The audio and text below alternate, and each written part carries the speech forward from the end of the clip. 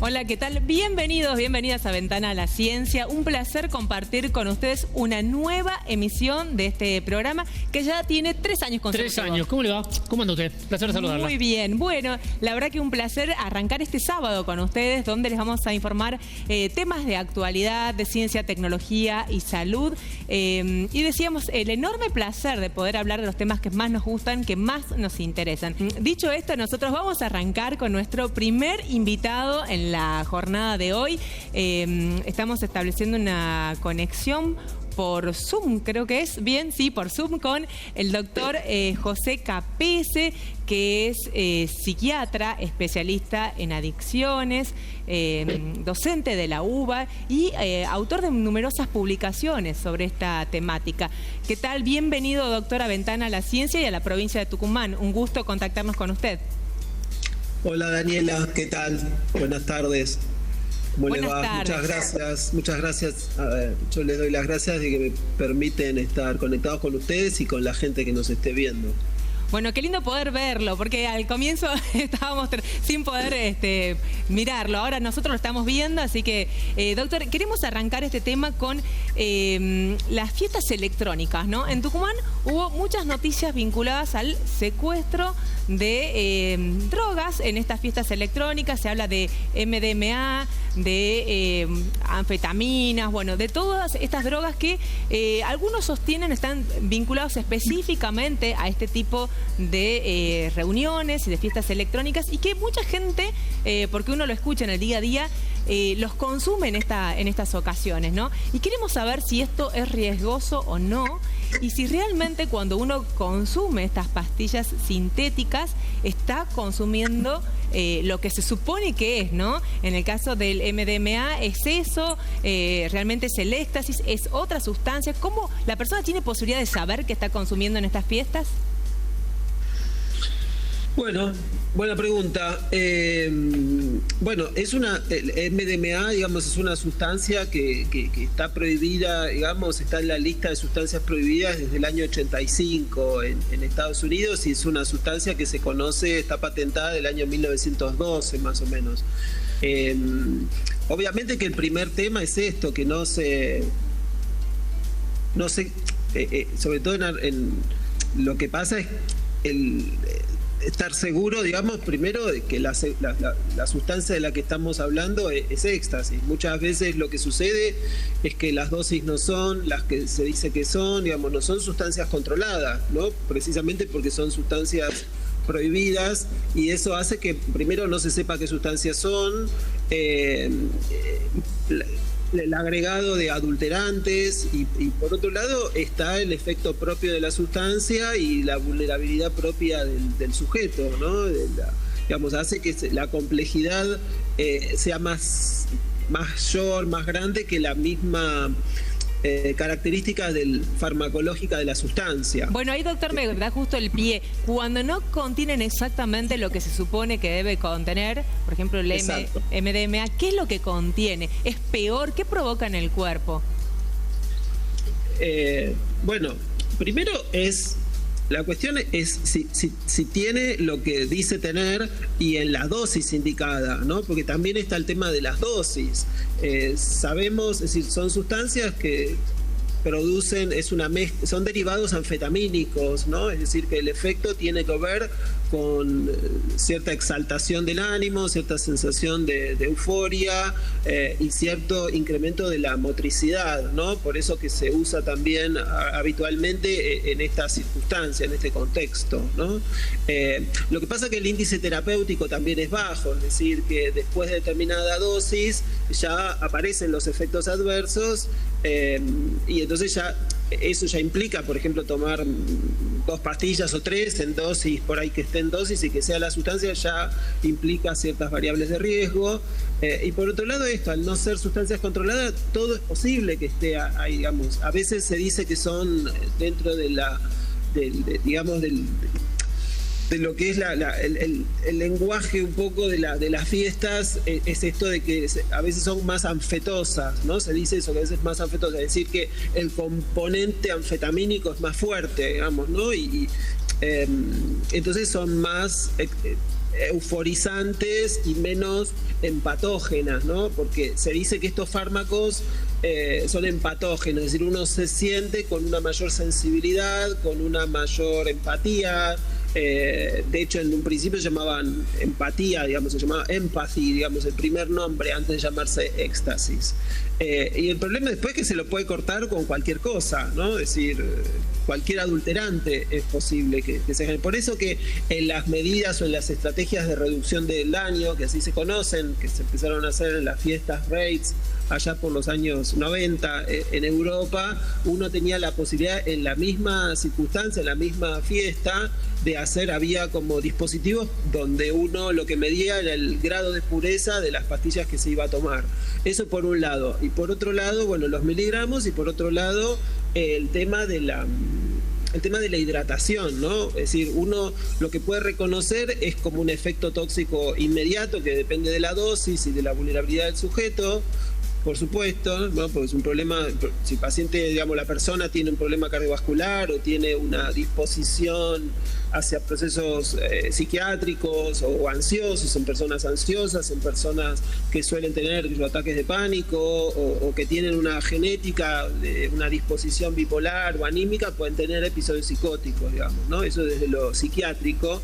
Desde la vulnerabilidad psiquiátrica, ¿no? Por eso digo que más allá de la toxicidad específica de la sustancia, es importante tener en cuenta que existen sujetos vulnerables o más vulnerables que otros. Doctor, esto explica un poco el hecho de que gente joven, por ejemplo, se conocieron en los medios de comunicación la noticia del fallecimiento en Tucumán en una fiesta electrónica de un chico salteño, jugador de rugby, joven, digamos, con mucha, digamos, entrenamiento físico. Después la chica de La Plata, nutricionista también. O sea, uno dice, son gente que uno supone no tienen una patología de base y que hasta estarían entrenadas, digamos. ¿Qué puede afectar tanto de este consumo? Bueno, primero están las mezclas, ¿no? Hay que ver, bueno, la causa, yo no conozco los casos y no me corresponde, digamos, porque ahí tienen que ver con cuestiones más periciales, ¿no? Porque estamos hablando de situaciones más complejas, más complicadas, y habría que ver el nivel de dosis que tomaron, ¿no? Y con qué se agregaron. Obviamente cuando se agregan otras sustancias como alcohol, como cocaína, como marihuana, como otros psicofármacos, ahí se complica, ¿no? Entonces uno ahí identifica a partir, digamos, del examen post-mortem, digamos, cuál fue la causa real de la muerte y a qué se debió desde el punto de vista toxicológico, ¿sí?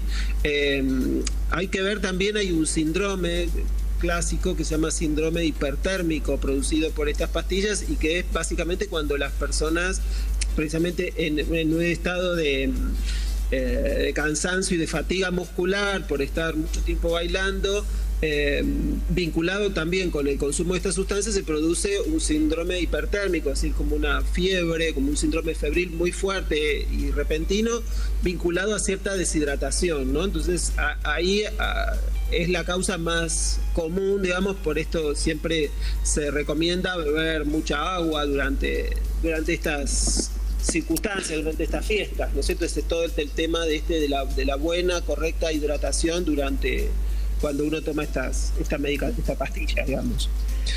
Y después, bueno, está el consumo crónico. Las consecuencias del consumo crónico, si bien estas no son fármacos que sean per se adictivos, ¿no? El éxtasis per se no es adictivo, como sí lo puede ser las anfetaminas o como lo puede ser la marihuana, que tiene un potencial adictivo mayor.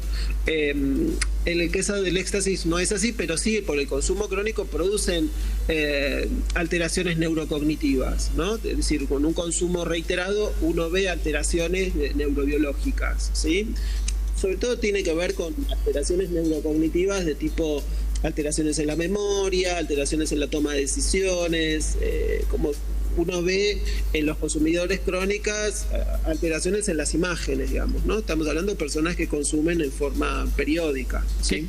¿Qué tal, doctor? Le quería preguntar sobre un hecho puntual. La fiesta Time Warp se cobró en aquel momento la vida de 5 personas y desde aquel momento fue como una bisagra en cuanto respecto a la difusión y demás de este tipo de drogas y las fiestas electrónicas.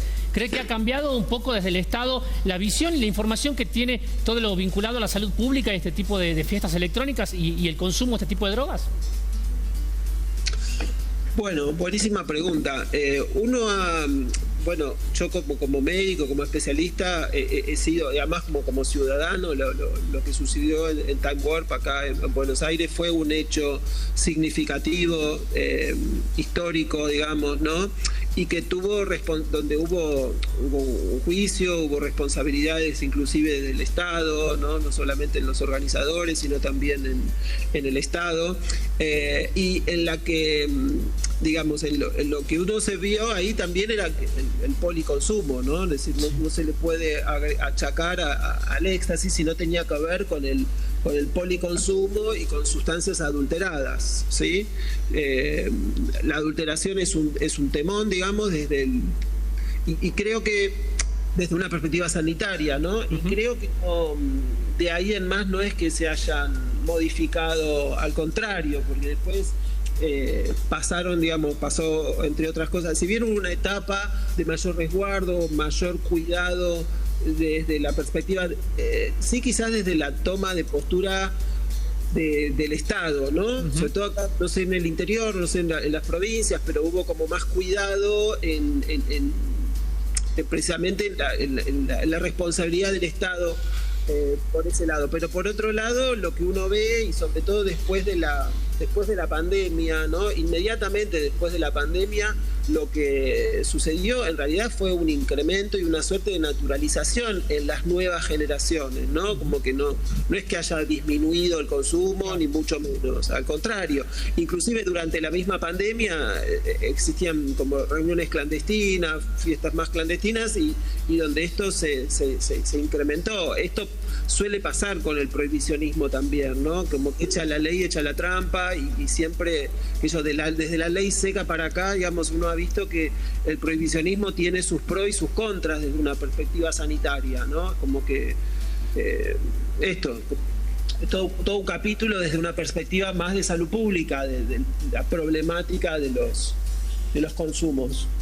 Doctor, y hablando de esto de la legalización o de la aceptación social, ¿no? Los jóvenes ya cada vez más tienen como más público esto de el consumo de el porro, ¿no? La marihuana, el porro, y esta creencia de que no genera adicción o que no produce ningún daño. ¿Esto es así? ¿Es tan así?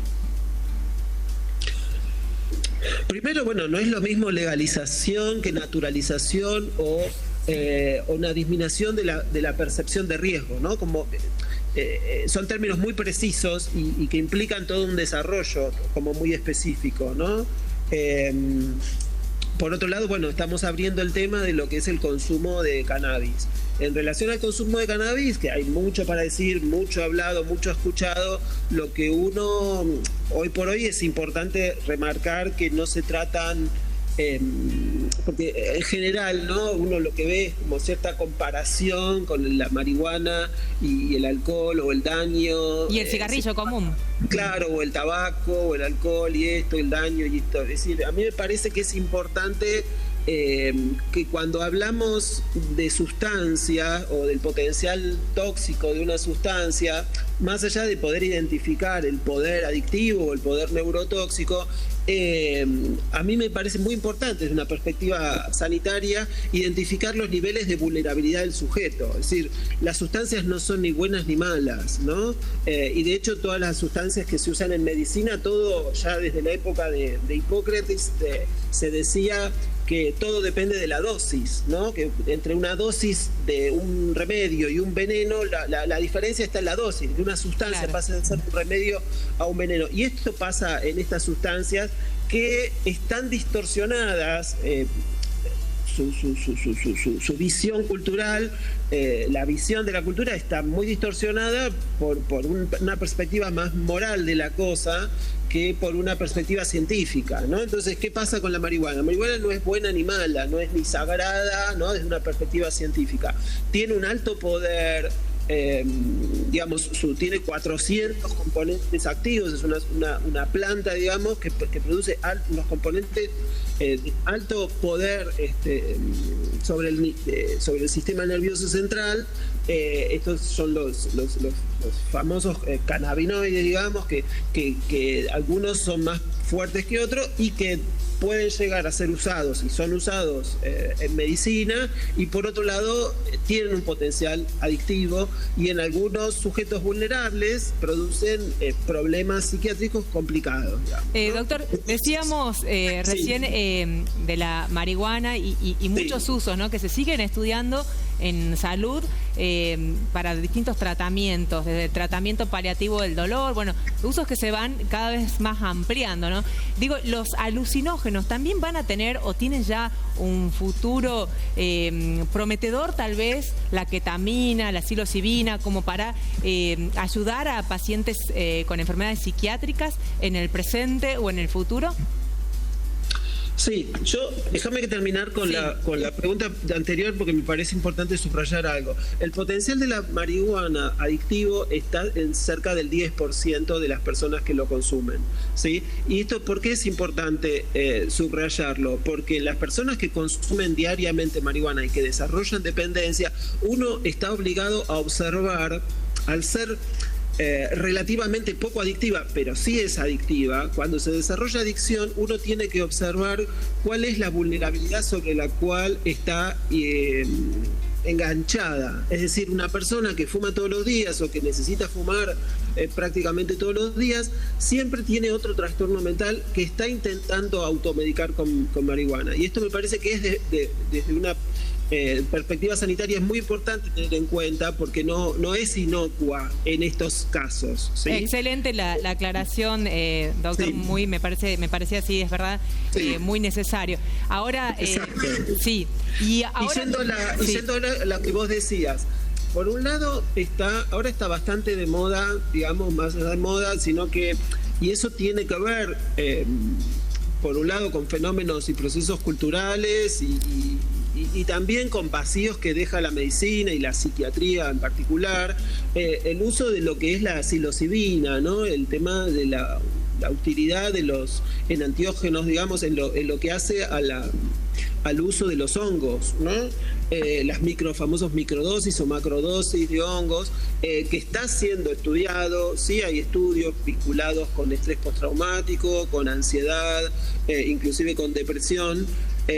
Y como vos decías, es prometedor, pero la cuestión es que evidentemente las necesidades de la comunidad y de la sociedad, sobre todo en una sociedad estresada como la nuestra, aparece como que va como mucho más adelante de lo que va la ciencia, ¿no? La ciencia es como que va siempre como más lenta, un poco de las perspectivas o de las expectativas sociales, ¿no? Entonces uno lo que ve es un uso muy masivo, en realidad, en todo lo que es la psilocibina, así que en un uso como mucho más extendido y casero, si se quiere, ¿no? Hay muchos grupos de WhatsApp y venta de hongos en microdosis, está como muy expandido, y me parece que eso expone a sujetos vulnerables a reacciones complicadas, ¿no? Entonces siempre es importante como que exista un cuidado médico detrás de todas estas experiencias. Muchas veces esas experiencias están teñidas de cuestiones como más espirituales, más místicas, ¿no? Sí. Exactamente, más de tipo espirituales o con otras búsquedas también que son absolutamente válidas, ¿no? Pero que no están reñidas, digamos, no están reñidas de riesgos, ¿sí? Sobre todo porque uno como psiquiatra lo ve, digamos, ¿no? Lo ve en la consulta, vinculado sobre todo a lo que se llaman los mal viajes, digamos, ¿no? Es decir, pacientes con trastornos de ansiedad donde se incrementan los episodios de pánico, o en pacientes con cierta vulnerabilidad genética a trastornos mentales como el trastorno bipolar. En general, ahí es donde, porque realmente el mecanismo de acción de la psilocibina es muy parecido al de un antidepresivo de uso médico. Entonces, en ciertos sujetos, uno como psiquiatra sabe que no daría antidepresivos porque tiene cierta disposición genética por antecedentes familiares, y uno ve que a estas personas les hacen mal la psilocibina. O sea, para redondear, entonces tal vez sería esto, ¿no? tienen un futuro prometedor, pero tienen que seguir en estudio. Y la otra cosa, el tema de la dosis, el momento y la prescripción médica, ¿no? ¿Quién acompaña en esto? Exactamente, son sustancias psicoactivas, es decir, no se jode con eso, digamos, ¿no? Porque sean naturales no quiere decir que no impliquen un riesgo para la salud del sujeto, ¿sí? Bien, doctor, muchísimas gracias por esta entrevista con nosotros. Desde Ventana a la Ciencia Tucumán le mandamos un abrazo grande y un saludo grande del doctor Pablo Abdulhamid, que siempre nos habla muy bien de usted. Muchas gracias por la invitación, cuentan conmigo para seguir charlando.